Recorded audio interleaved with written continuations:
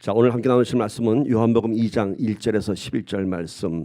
제목은 첫 번째 표적, 물이 얼굴을 붉히다. 물이 얼굴을 붉히다. 무슨 뜻인지 아시겠죠? 제목의 뜻은 이제 말씀 전개하면서 우리 함께 나누도록 합니다. 요한복음 시작하면서 제가 그런 얘기했습니다. 요한복음에는 7가지의 큰 표적이 기록되어 있다고.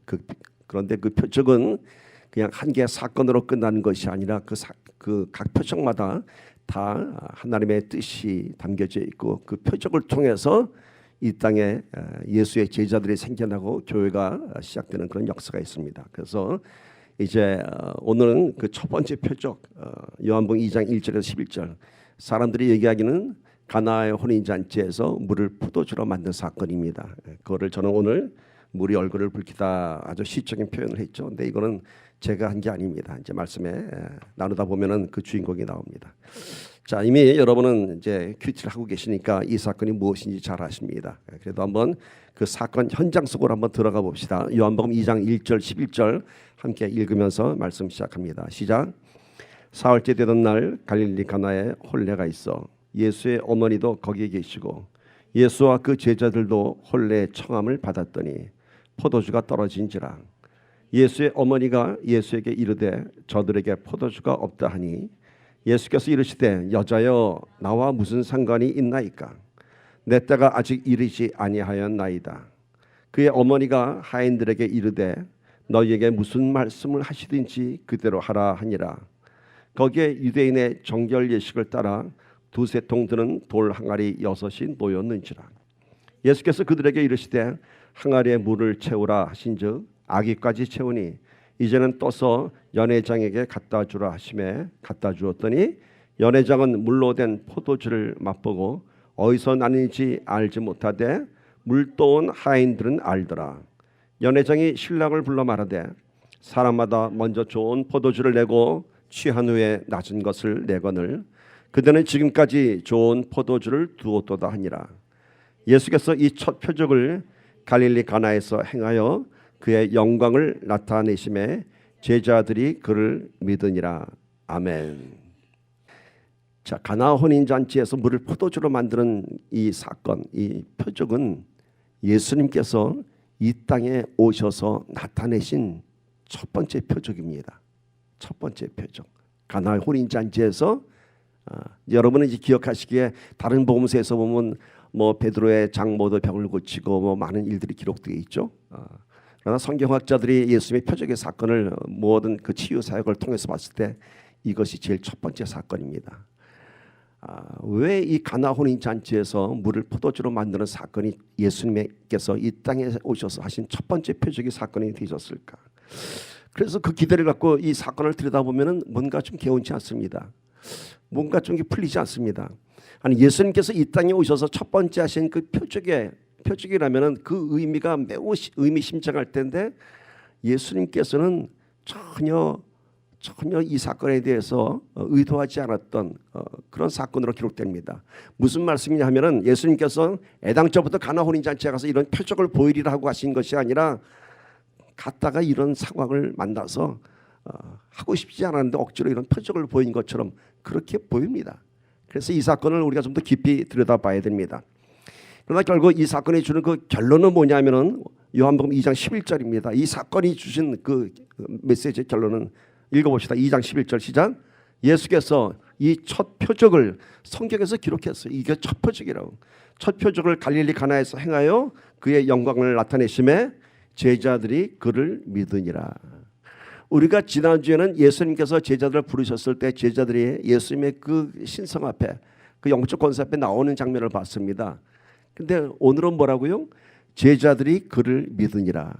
제자들이 예수님 앞에 부름받아 나오긴 했지만은 그 거부할 수 없는 예수님의 그 영권에 이끌려서 왔지만은 아직 믿음은 없었습니다. 그런데 제자들이 이제 믿게 된 것이 언제부터라고요? 이 첫 표적을 통해서 예수를 믿게 된 것입니다. 이 첫 표적이 주는 사건의 의미는 이 사건을 통해서 드디어 제자들이 예수를 따르는 제자들이 아니라 예수를 믿는 제자가 되었다는 것입니다. 그래서 이 첫 번째 표적은 사실 굉장히 중요한 사건입니다. 그래서 이 일을 통해서 제자들이 비로소 예수님의 권능을 보게 된 것이죠. 이 믿음이 시작된 것이죠. 제자로서의 믿음. 그러나 물론 이 믿음의 단계는 아직까지는 예수님께서 원하시는 그런 믿음의 단계는 아닙니다. 즉 훗날 십자가에 매달려 순교하기까지 믿음이 이날 만들어진 것은 아닙니다. 단지 메시아로서 하나님의 아들로서의 그 권능을 이들이 보고 목격하고 증인이 되면서 믿음이 시작한 계기가 된 것이죠. 그러니까 이 사건을 계기로 해서 이제 제자들은 예수님의 제자가 되어 가는 것입니다. 자, 이렇게 중요한 표적이고 중요한 의미가 있습니다. 그렇다면 이 사건 속에는, 이 가나의 혼인 사건 속에는 분명한 예수님의 의도와 목적이 있어야 합니다. 제가 지난주인가요? 얘기했죠. 기적과 표적의 차이가 뭐라고요? 기적은 우연한 통계적인 사건 속에 일어나는 것이고, 표적은 초자연적인 사건이 하나님의 의도와 목적에 의해서 만들어지는 사건이라고 했습니다.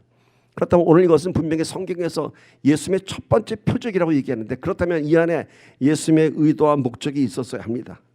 그런데 오늘 이 사건을 보니까 우리가 지금 읽어봤지만은 이 안에 예수님의 의도를 발견할 수가 없어요. 예수님께서는 이 사건을 의도하신 것이 아니라 오히려 어떤 돌발적인 상황에서 일어난 것 같고, 예수님의 태도와 반응도 그렇게 클리어하지 않습니다. 좀 부자연스럽습니다. 그러니까 이 사건 보면서, 아니 예수님께서 이 사건을 통해서 제자들이 예수님을 믿게 되었다면은 예수님께서 이 모든 사건을 디렉팅 하셨어야 되는데, 그래야지만이 표적이 되는데, 들여다보니까 예수님의 의도도 안 보이고 목적도 안 보이고 그냥 예수님이 불쾌한 마음밖에 안 들여다보입니다.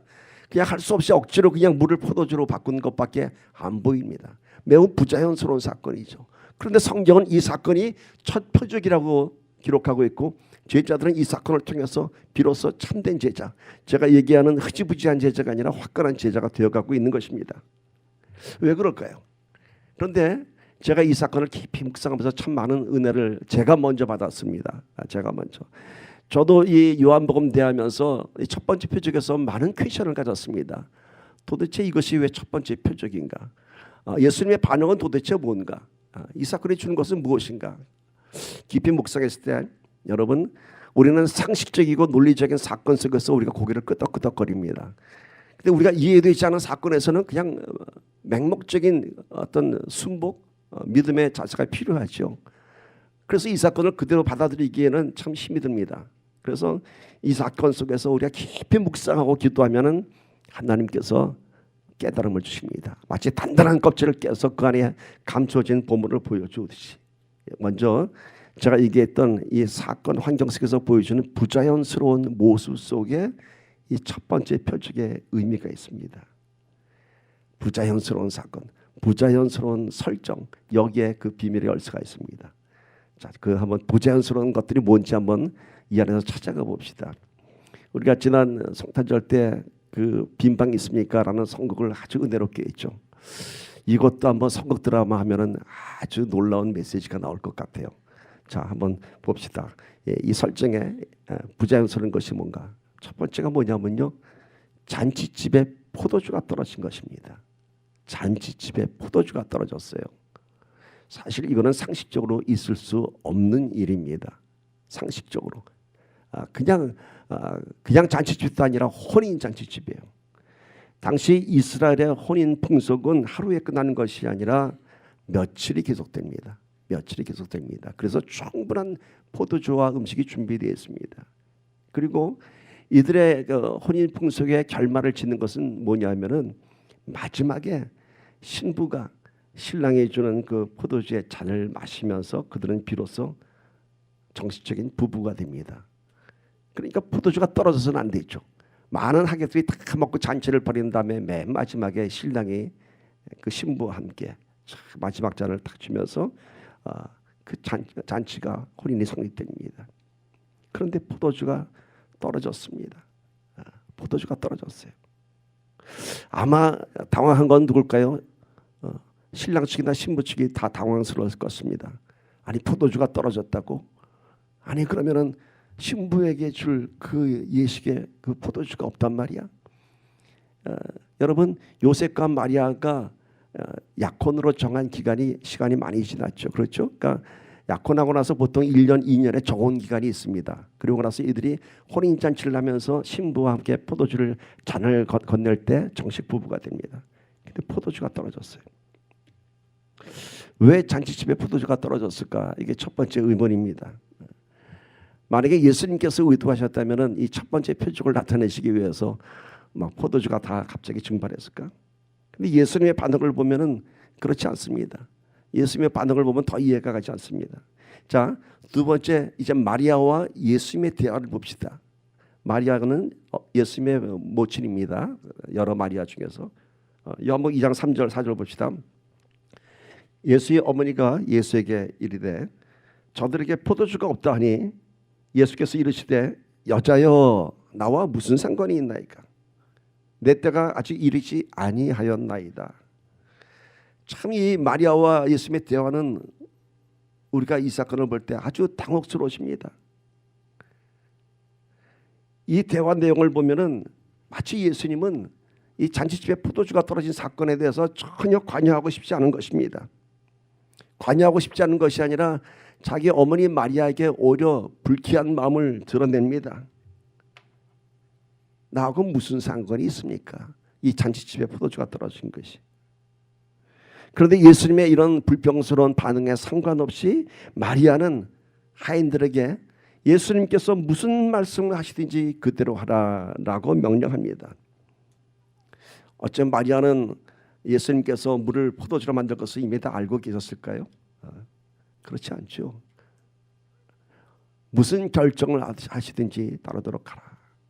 그 후에 세 번째는 예수님이 어떤 일을 하셨는지 보면 이제 그 하나씩 우리가 열쇠를 풀어갈 수 있습니다. 자, 결례를 행하는 6 항아리에 물을 채우라. 이제 하인들에게 예수님께서 얘기합니다. 자, 마리아가 이 잔치집에 포도주가 떨어졌나이다 하니까 예수님께서는 불평스러운 얘기를 했어요. 그게 나하고 무슨 상관이 있습니까? 그러면은 이제 못 본 척하고 가야 되는데 그러고 나서 예수님께서는 하인들에게 6 항아리에 물을 채우라라고 말씀하셨습니다. 그런데 이 6 항아리는 무슨 항아리냐 하면은 결례를 행하는 항아리다. 당시 이스라엘 사람들은 더운 중동 지방에 샌들을 신고 다니죠. 그래서 다른 사람 집에 식사를 초대받게 되면은 들어가서 먼지 묻은 발 또 더러워진 손을 닦기 위해서 그 앞에는 늘 항아리에 물이 채워져 있습니다. 그걸 결례를 행한다 그럽니다. 깨끗이 손을 씻고 손발을 씻고 그리고 함께 식사를 참여하는 것입니다.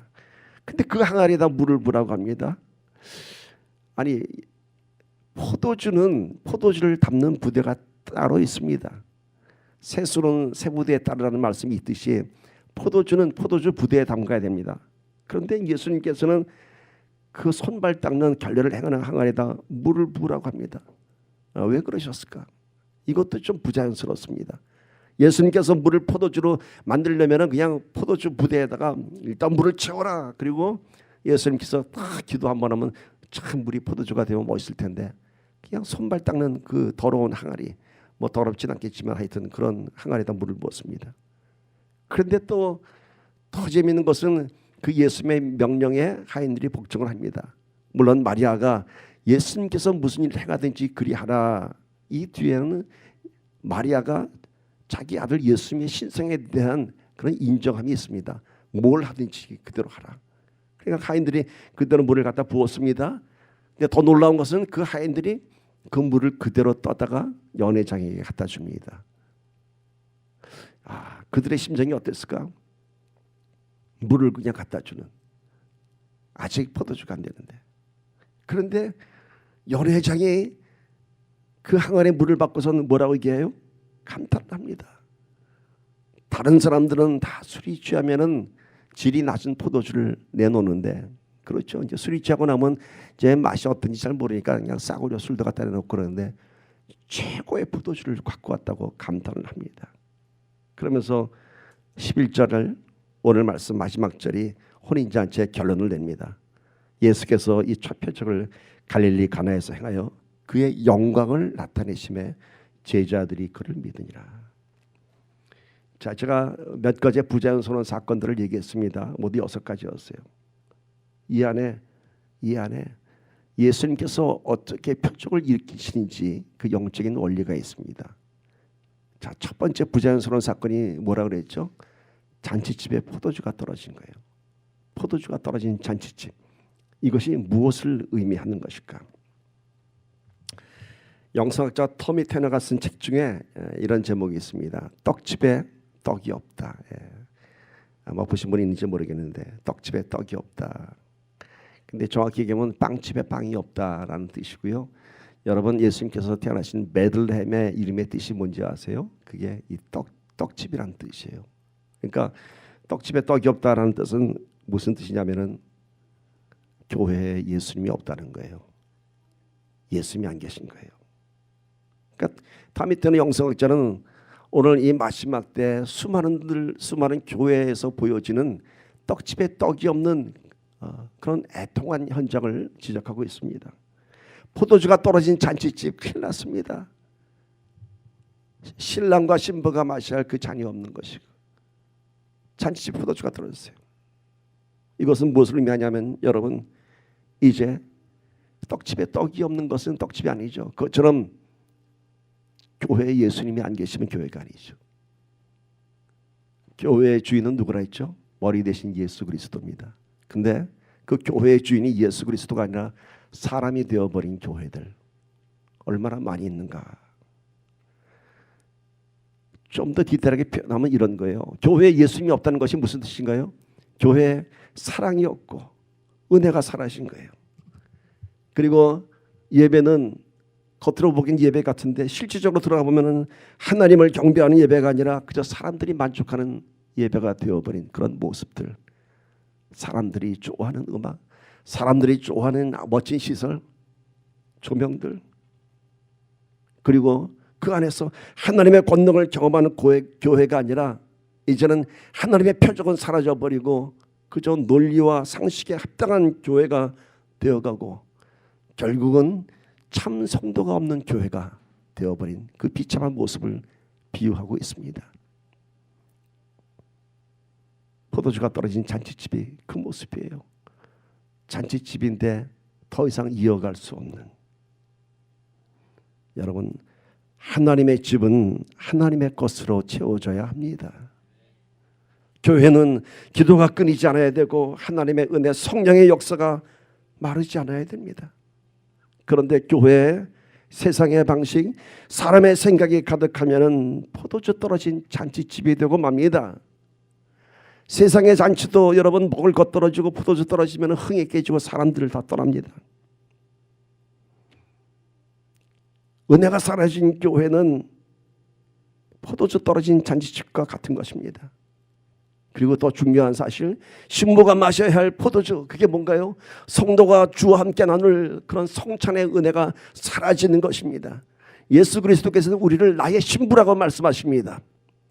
그러니까 예수님께서 내가 너와 함께 나눌 그런 나의 핏잔이 있어야 되는데 오늘 그 포도주가 없는 거예요. 여러분 오늘 은혜 안에 교회에 맹물이 되어버렸다면 이 시간은 예수님의 간섭 안에서 포도주가 되어야 할 줄 믿습니다. 예배 때마다 주님과 함께 포도주를 마시는. 지난주에 성찬할 때 우리 포도주를 했더니 약간의 알코올기가 있더라고요. 그랬더니 어떤 분은 너무 좋아하시더라고요. 실감난다고. 찌리찌리하죠. 여러분 알코올로 찌리찌리한 것이 아니라 성령으로 찌리찌리해지기를 간절히 소망합니다. 여러분 겉으로 보기에는 이것이 참 초라한 것 같을지 모르겠지만 예수님께서 함께 하시는 난 이곳은 신랑신부의 잔치집입니다.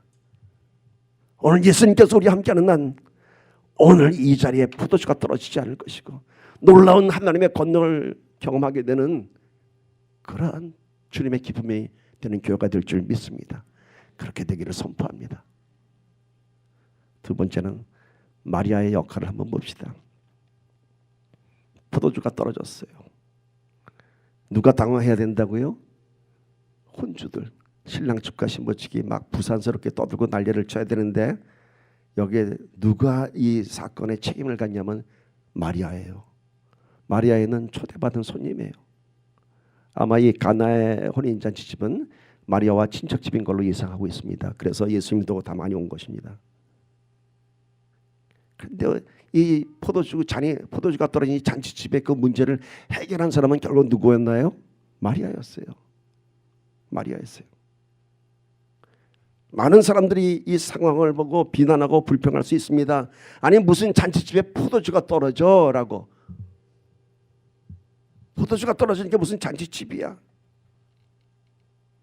이게 무슨 뜻인지 아세요 여러분? 교회 와서 예배드리고 나서 성도들의 모습을 보고 무슨 교회가 이래, 뭐 교회가 이래, 은혜가 없어 라고 하는 사람이 있다면 그 사람은 그 교회의 성도가 아닙니다. 그렇죠. 그 교회 성도가 아니니까 그 교회의 부정적인 면을 보고 뭐 교회가 이래, 뭐 은혜가 없어 라든지 그런 거예요. 성도라는 그 신분이 뭡니까? 교회가 내 집이고 내가 교회입니다. 만약에 교회에 문제가 있다면은 교회가 왜 이래 라고 하는 것이 아니라 우리가 왜 이래, 우리가 이러면 안 되지 라면서 그 문제에 책임의식을 내가 갖는 것이 참된 성도의 모습인 것입니다. 교회에서 무엇을 보느냐, 물론 우리 눈에 비춰지는 많은 안 좋은 모습도 있을 것입니다. 그게 교회의 모습입니다. 그렇지 않습니까? 교회는 많은 병자들이 있는 곳이라고. 영적인 병자들, 육신적으로 정신적으로. 그러나 그런 사람들이 교회에 와서 치유받고 회복되는 것이죠. 또 많은 관계들 속에서 무슨 교회 성도들이 저래, 그러나 그것을 보고 잔치집에 왜 포도주가 떨어졌어 라고 하는 것이 아니라 그 문제를 나의 책임의식을 갖고 나아갈 때 그것이 참된 성도의 모습인 것입니다. 어느 권사님이 나이가 들도록 교회를 나가지 않는 아들을 위해서 눈물의 기도를 했습니다. 어느 날 그 아들이 정말 그 교회에 권사님의 기도 덕분에 교회에 한번 참여하게 됐습니다. 그러니까 마침 따라 그날 교회 간 그날 주차장에서 싸움이 벌어졌습니다. 주차 내가 먼저 나가니 네가 먼저 나가니. 그러니까 이 권사님은 정말 내 오랜 기도 가운데 내 아들이 나왔는데 오늘 참 은혜 많이 받게 해달라고 기도했는데 아들이 집에서 하는 말 뭐라 그랬겠어요? 교회가 뭐 그따시게요. 아니 뭐 사랑이 있는 게 교회라며 왜 그냥 주차장에서 싸움 드러나고 밥 먹을 때 보니까 뭐 서로 자기 거 먼저 먹겠다고. 그러니까 권사님이 뭐라고 말씀하셨는지 알아요? 너는 그렇게 오랜 세월 기도 가운데 교회에 나왔는데 결국 본 것이 그것이냐? 나는 너랑 똑같이 교회에 나갔는데 난 그날 놀라운 예수님을 봤는데, 놀라운 하나님의 권능을 봤는데 너는 그것만 봤느냐? 바로 이겁니다 여러분. 우리가 무엇을 보느냐 하는 것이 중요한 것입니다.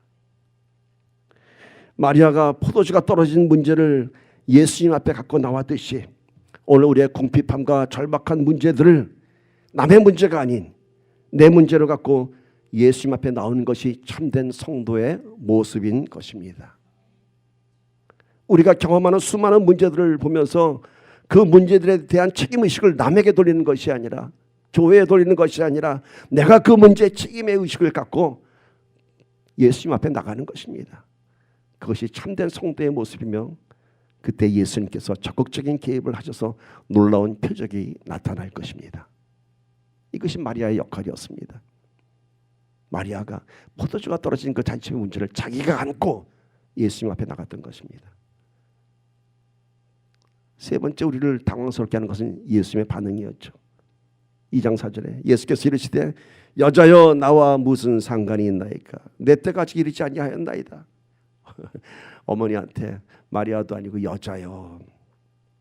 우리가 이 호칭에서 좀 당혹스러우시죠. 마치 좀 예수님께서 어머님한테 좀 불손하게 대하는 것 같죠. 근데 이것은 여자요라고 하는 호칭은 사실은 불손한 그런 호칭이 아니라 자기와 어머니의 혈육의 관계를 얘기하는 것이 아니라 이제 공생애가 시작된 예수 그리스도 그 메시아로서 부르는 자기 어머니에 대한 호칭입니다. 그러니까 결코 불순한 호칭이 아니라 이제 나는 공생애를 시작한 자기의 본분과 사명을 확인하는 것입니다. 그래서 어머니가 아니라 여인이여, 메시아로서 얘기하는 거예요. 여인이여, 일이 나와 무슨 상관이 있나이까. 저도 물론 집에서 우리 집사람 부를 때는 뭐 다른 호칭이 있지만은 뭐 애들 이름 대면서 누구 엄마 뭐 이렇게 부르지만 교회 나오면 그렇게 안 부르죠. 사모님하고 부르죠. 그렇죠? 우리 집사람도 마찬가지로 저 교회에서 부를 때는 목사님하고 부릅니다. 그 왠가요? 서로 뭐 불편한 일이 있어서 그렇게 부르는 게 아니죠. 교회 안에서 서로의 본분과 사명을 확인시켜 주는 것이죠. 그래서 예수님께서는 이날 이 포도주가 떨어진 문제에 대해서 여자여 하고 얘기하는 것입니다. 이거를 공적으로 본 것입니다. 그리고 이게 나와 무슨 상관이 있나이까. 근데 그 뒷말이 더 이해할 수 없어요. 내 때가 아직 이르지 아니하였나이다. 참으로 우리를 곤혹스럽게 하는 예수님의 반응입니다. 자, 이 위대한 첫 번째 표적을 눈앞에 둔 예수님이 전혀 이 일에 상관하지 않겠다는, 아니 그걸 넘어서 불쾌한 감정마저도 표현하는 것 같습니다. 우리의 기대대로라면, 우리의 시나리오라면은 어머니가 이 집에 포도주가 떨어졌나이다 그러면은 여인이요 그렇습니까? 걱정하지 마십시오 하면서 포도주를 쫙 만들면 이게 멋있는 모습일 텐데, 여인이요 이게 나하고 무슨 상관입니까? 그리고 내 때가 아직 이르지 아니하였나이다. 여러분, 만약에 우리가 지금 주님 앞에 문제를 갖고 나서 열심히 기도하는데 마리아가 포도주가 떨어진 이 문제를 갖고 나왔던 것처럼 예수 앞에 막 기도하는데 예수님이 우리한테 내가 이 일이 너하고 무슨 상관이 있느냐라고 한다면은 우리는 얼마나 실망하고 그걸 넘어서 낙담하고 분노하고 심지어 아마 열받을 사람도 있을 것 같습니다.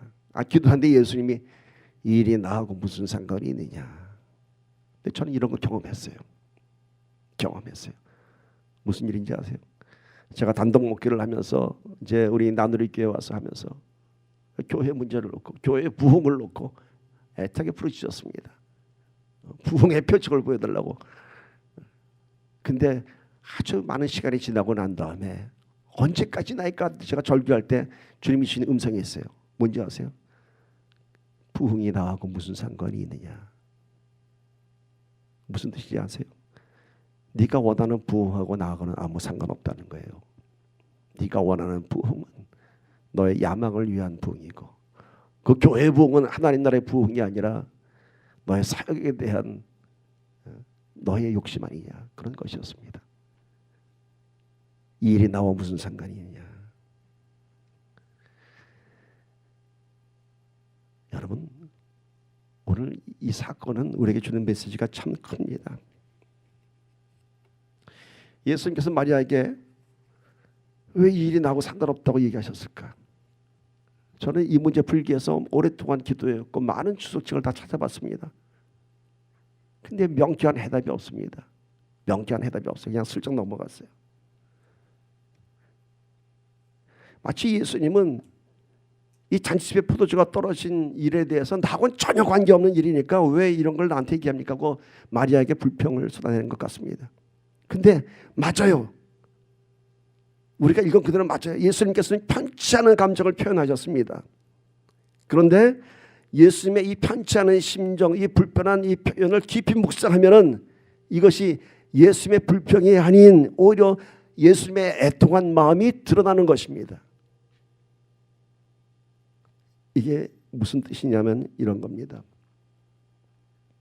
지금 사람들은 잔치집에 포도주가 떨어진 것이 그들에게 큰 문제가 되겠지만은, 그래서 어머니 마리아 여인 당신도 나에게 이 문제를 갖고 나왔지만은 나에게는 지금 그것이 문제가 되지 않습니다. 그리고 정작 내 문제는 이 혼인잔치에 필요한 포도주가 아니라 나의 혼인잔치에 필요한 포도주인 것입니다. 이 뜻이에요. 이 가나 혼인잔치 집에 필요한 포도주가 아니라 나의 혼인잔치, 예수님의 혼인잔치가 뭔가요? 우리를 신부로 맞이하겠다는 그 잔치에 필요한 포도주, 그게 뭔가요? 예수 그리스도가 십자가에서 흘려야 할 보혈의 피인 것입니다. 그리고 아직 내 때가 이르지 아니하였다 말씀하십니다.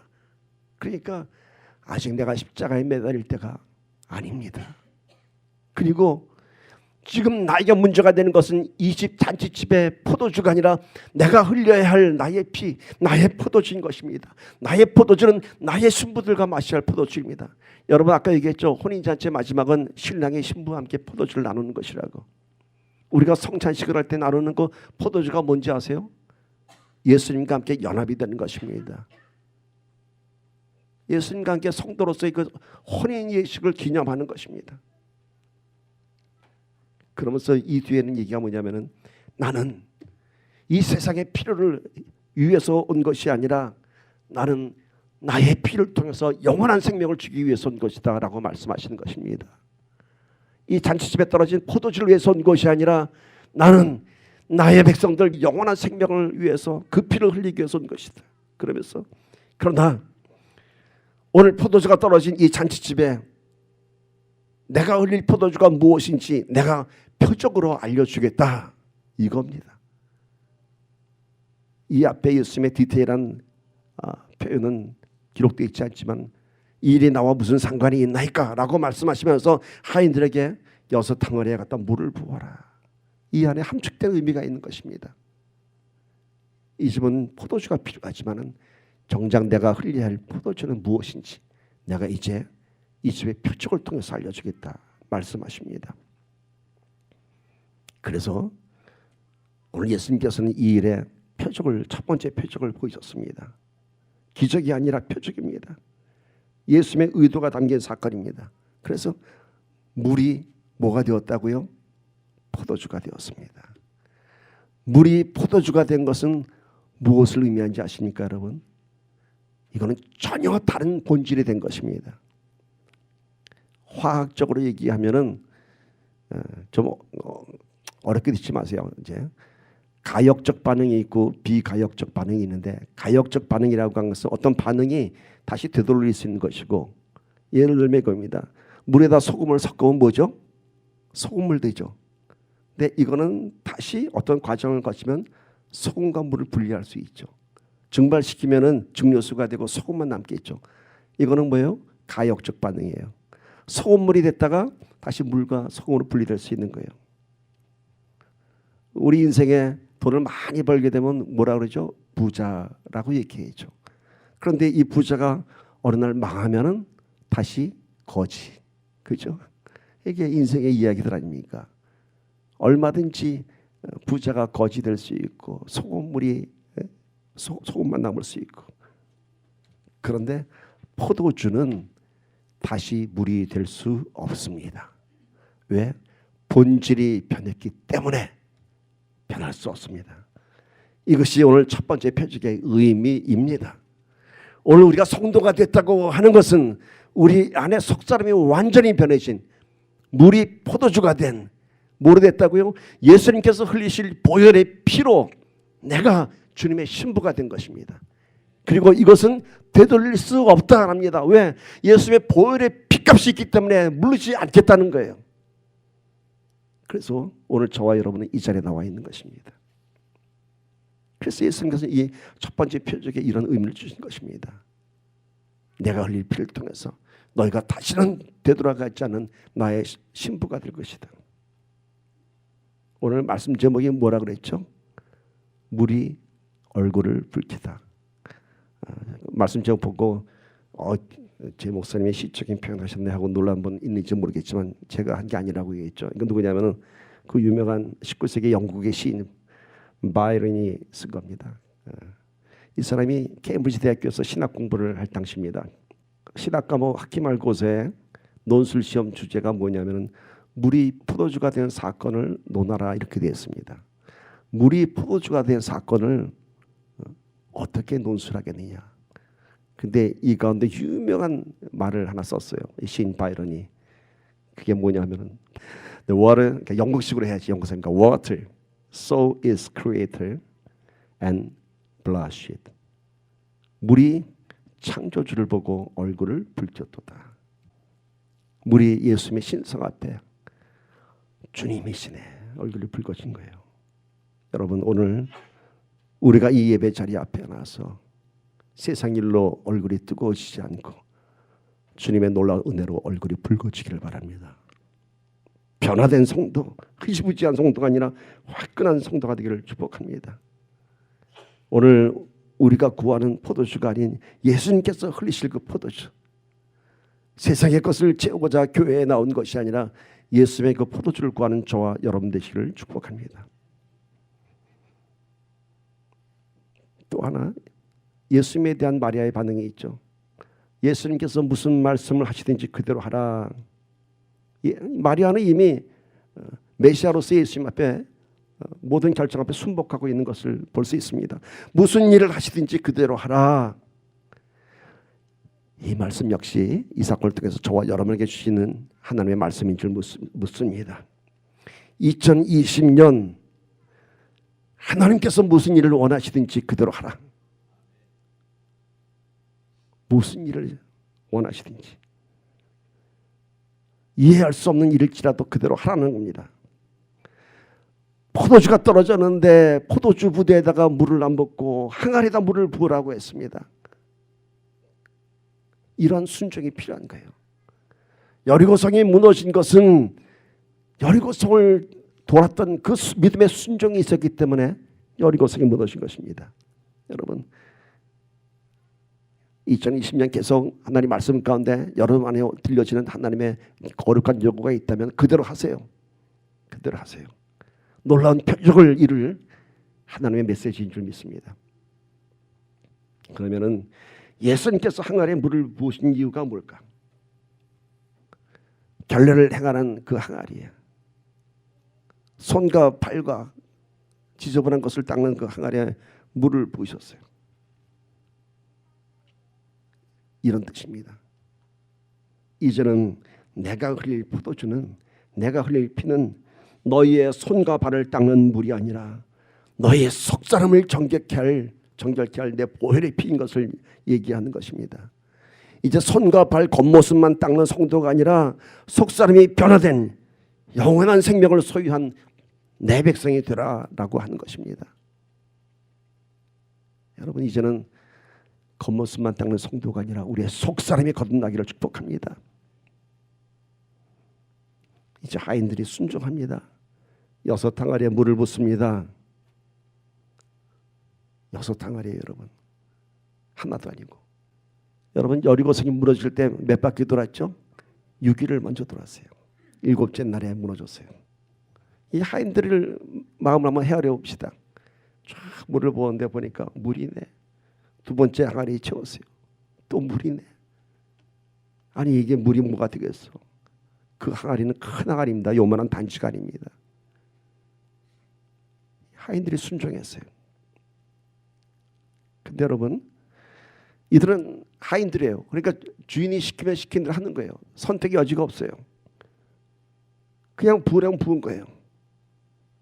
그런데 중요한 것은 이 물이 포도주로 변할 것을 하인들은 믿음도 없었고 알지도 못했습니다. 물을 붓는 것까지는 좋은데 그 물을 떠다가 연회장에게 갖다 주는 일은 쉽지 않은 것입니다. 왜? 물인데 그걸 포도주라고 하고 연회장에 갖다 주면 딱이라도 맞을지 어떤 처벌을 받을지 모르는 것이죠. 순종 뒤에 따라오는 것이 뭐냐면 믿음이 필요한 것입니다. 행위적인 순종은 그냥 눈 감고 하면 됩니다. 종이니까. 근데 더 중요한 것은 그것을 갖다 떠다 주는 믿음이 필요한 것입니다. 근데 그 결과는 누가 한다고요? 하인이 하는 것이 아니라 예수님께서 하셨습니다. 그 물이 언제 포도주가 된지 아세요, 여러분? 언제 포도주가 됐을 것 같아요? 떠가고 가는 도중에 여러분, 그것은 연회장이 그 잔을 전달받은 순간에 포도주가 됐습니다. 우리가 믿음으로 순종하면 그때 기적이 일어납니다. 물을 붓는 것보다 더 큰 순종은 물을 떠서 연회장에게 갖다 주는 일입니다. 무슨 일을 시키든지 그대로 하라. 순종이 믿음의 열매를 만드는 것이고 그 믿음이 순종을 완성시키는 것입니다. 언제 포도주가 됐다고요? 연회장이 포도주를 마시는 순간. 와우, 최고의 포도주. 떠갖고 올 땐 물이었는데. 여기 유명한 사건이 하나 있습니다. 이건 실화입니다. 이것도 제가 옛날에 한번 여러분께 전해드린 적이 있는데 기억하는지 모르겠습니다. 인도네시아의 멜타리 목사님이라고 계십니다. 이분은 성령의 역사를 많이 기록한 목사님이신데 급하고 강한 바람처럼이라는 책을 쓰셨습니다. 그 책에 나오는 실화입니다. 인도네시아에서 수많은 미신들을 믿는 사람들 앞에서 예수를 전하는 멜타리 목사님의 이야기입니다. 어느 날 성찬을 하게 됐습니다. 그런데 누군가가 제안을 합니다. 이제 처음 예수 믿고 나온 그 인도네시아의 원주민들은 모든 것을 다 성경에 있는 사건이 정말 진짜냐 확인하고 싶은 것이죠. 이 요한복음 2장의 사건을 본 거예요. 그러니까 목사님, 우리도 물 떠나 놓고 합시다. 물이 포도주가 되지 않겠습니까? 난감한 일이 벌어졌습니다. 성찬에 쓰일 포도주에 물을 채웠습니다. 그리고 다 함께 기도했습니다. 물이 포도주가 될지어다. 그리고 한 사람씩 나와서 성찬을 합니다. 이 목사님이 마음에 얼마나 불안한지 모릅니다. 다 먹고 맹물하냐, 패패 떠버리면 어떡할까. 놀라운 사건이 일어났어요. 와서 다 잘 마신대. 마시는 사람마다 막 눈물을 쏟으면서 그냥 감격하는 거예요. 와, 멜타리 목사님이 막 감격했어요. 드디어 주님께서 이곳에 역사하셨구나. 할렐루야. 자기의 가족들이 나옵니다. 성들이 다 나오면 마지막에 자기의 형이 나오고 삼촌 나오고 그리고 자기 아내까지. 그런데 이 사람들 마시더니 다 눈물을 흘리는 거예요. 오, Jesus Christ 하면서 차를 쫙 마시는 거예요. 맨 마지막 멜타리 목사님 차례가 됐어요. 자기도 기대했어요. 무릎 꿇고 주여. 이미 뭐 눈물 콧물 다 흘리고 차 포도주를 마시는데 맹물이에요. 아니, 주님이 나만 버리셨나? 분명히 맹물이에요. 그래서 다른 사람들은 다 포도주를 마셨거든요. 막 뭔가 맞은 것 같아요. 그래서 그날 모든 예배를 다 마치고 집으로 돌아가면서 물어봤어요. 형 포도주였어? 아니. 그럼 물이지. 물이야. 아내에게 여보 그 포도주였어? 아니요. 물이었어요. 근데 왜 눈물은 흘렸어? 왜 포도주인 것처럼 왜 쇼했어 다들? 그랬더니 아내가 얘기하는 거예요. 네, 물이었어요. 그런데 목을 타고 넘어가는 순간 그것은 포도주였어요. 형도 얘기합니다. 물이었지. 그런데 내 목을 타고 넘어가는 순간 그건 포도주였어. 정말 포도주였어. 그들에게 필요한 것은 눈으로 보여주는 포도주가 아니라 표적이 아니라 믿음이었던 것입니다. 여러분, 바로 이겁니다. 언제 물이 포도주가 되었을까? 바로 연회장이 물을 떠서 연회장이 딱 맛볼 때, 그때 그 믿음 가운데 포도주가 된 것입니다. 만약에 항아리에서 미리 포도주가 된 것을 알았다면 성경에 이렇게 기록됐을 거예요. 하인들이 물이 포도주가 된 것을 보고 기뻐 뛰며 연회장에게 갖다 주었다. 근데 그런 일 없어요. 하인들이 먼저 보고 기절했을 거예요. 와, 포도주가 됐다. 그러나 그들은 두려운 마음으로 물을 떠다 주었고 연회장의 입에서 탄성이 나온 것입니다. 여러분, 기적은 끝까지 순종하면서 믿음을 지키는 자들에게 나타납니다.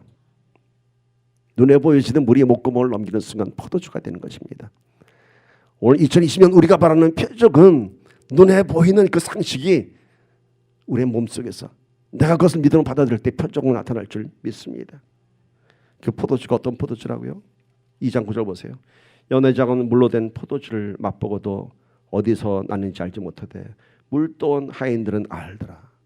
물 떠온 하인들은 아는 거예요. 그 포도주가 어떤 포도주인지. 그리고 연회장이 얘기한 것은 최고의 포도주이다. 취한 다음에 저질의 포도주가 나오는데 최고의 포도주가 나왔다고 합니다. 그런데 이 포도주의 증인은 누구라고요? 물을 갖다 붓고 또 하인들이었습니다. 이 표적의 증인들에게는 감격이 있습니다. 이 증인들에게는 확실한 믿음이 있는 것입니다. 이 사건을 통해서 예수 그리스도를 믿는 참된 믿음의 제자가 된 것입니다. 더 좋은 포도주? 이것은 이 세상에서 비교할 수 없는 포도주입니다.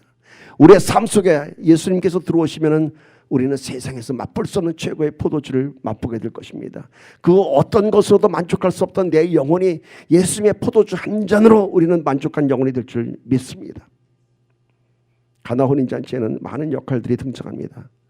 우리가 이제 선거를 할 때 많은 역할을 다 감당했던 것처럼 포도주가 떨어진 잔치집의 배경이 나오고요. 마리아가 나오고 하인들이 나오고 연회장이 나오고 제자들이 나옵니다. 이 등장인물을 통해서 주는 메시지가 다 달랐습니다. 이들을 통해서 우리가 많은 영적인 원리를 오늘 나누게 되었습니다. 2020년을 맞이하면서 우리의 역할이 다 다를 것입니다. 마리아의 역할이 뭔가요? 예수님의 간섭을 만들어내었습니다. 바로 기도 중보자였습니다. 하인들은 어떤 사람들이었나요? 그냥 믿음의 실천, 순종을 이뤘습니다. 행동대원입니다. 그리고 마지막 주인공은 누군가요? 바로 예수 그리스도입니다. 그래서 결론 11절, 예수께서 이 첫 표적을 갈릴리 가나에서 행하여 그의 영광을 나타내심에 제자들이 그를 믿으니라. 2020년 저와 여러분 그리고 은혜 안의 교회에 우리 포도주가 된 역사가 날마다 더하기를 간절히 축복합니다. 흐지부지한 신앙인에서 화끈한 믿음, 얼굴이 뻔뻔한 성도가 아니라 물이 얼굴을 붉힌 것처럼 성령 충만함으로 얼굴이 뜨거워진 저와 여러분 되기를 주님의 이름으로 간절히 축복합니다. 우리 함께 오늘 말씀 붙잡고 함께 기도하기를 바랍니다. 오늘 이 첫 번째 표적에 주는 그 놀라운 의미들, 바로 예수 그리스도의 보혈의 피입니다. 세상이 원하는 것은 세상의 필요를 원하지만 내가 흘려야 할 피는 잔치집의 포도주가 아니라 너의 영혼을 바꿔줄 나의 생명의 피인 것이다. 오늘 우리는 우리의 현실 속에서 오직 주님이 내 삶 속에 간섭하기를 간절히 기도합시다. 왜 늘 나는 이래가 아니라 그 문제를 갖고 주님 앞에 나가기를 바랍니다. 마리아가 그 문제를 갖고 예수 앞에 나왔던 것처럼 우리가 그 문제를 갖고 나가기를 바랍니다. 그 놀라운 표적은 마지막 순간에 우리의 믿음의 결단으로 이루어지는 것입니다. 사탄은 우리를 흔듭니다. 마지막 순간까지도 물로 보이게 합니다. 그러나 그것을 믿음으로 마실 때 포도주가 되는 것입니다. 오늘 우리 저와 여러분 믿음으로 주님의 잔을 함께 나누기를 축복합니다. 함께 기도합시다.